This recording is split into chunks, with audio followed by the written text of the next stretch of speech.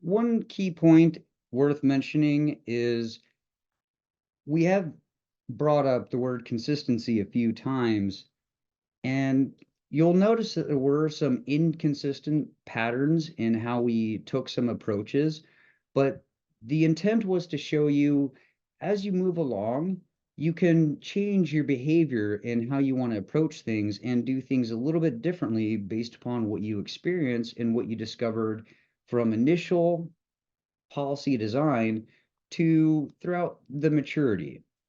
At the end of the day, WAF policy tuning and WAF policy management will never stop until you actually unplug that web application from the internet.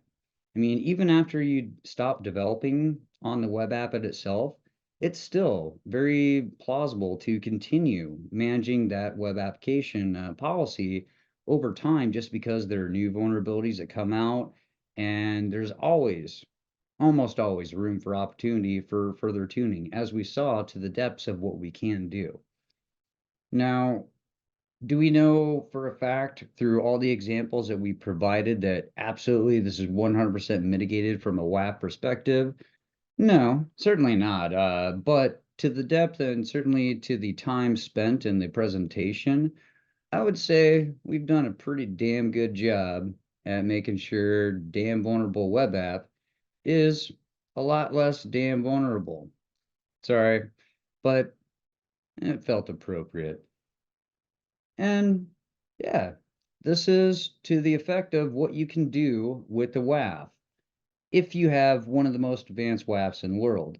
Now, if you're playing with the most expensive Duplo blocks in the world, that would be AWS and Azure, then well, you might be able to achieve some of these results, but you are going to pay probably 10 times, if not more, the price of what you would pay with the F5, and certainly more an unpredictable price range per month versus actually paying a holistic contract per year. And same thing applies for quite a few of the other WAFs. Fastly, Akamai, they're an annual based contract and very predictable versus the AWS. And to some effect, some of these capabilities I've covered here are achievable with those.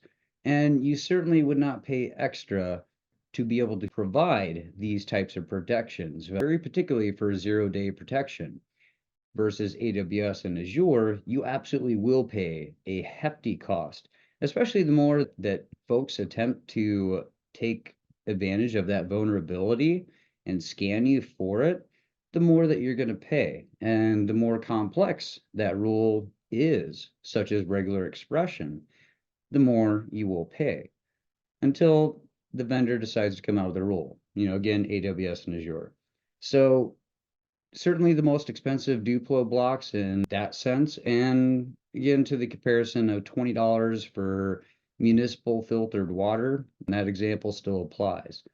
So, in conclusion, if you really want to do some amazing WAF work, then F5 ASM Advanced WAF is by far one of the best solutions you can pick.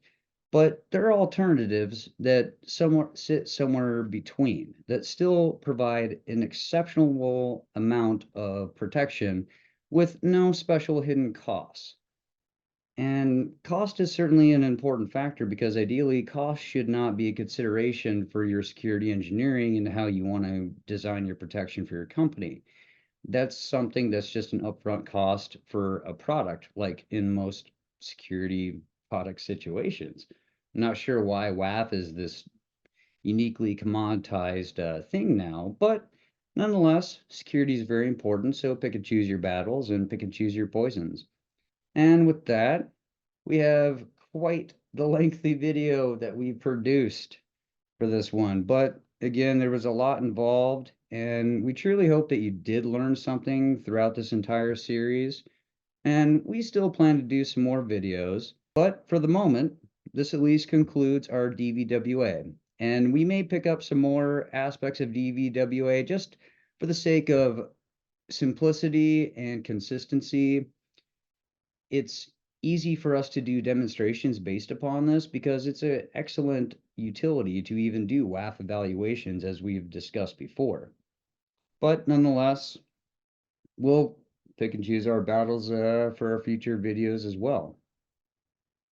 So stay safe, stay secure, and thanks for watching. Enjoy the holidays.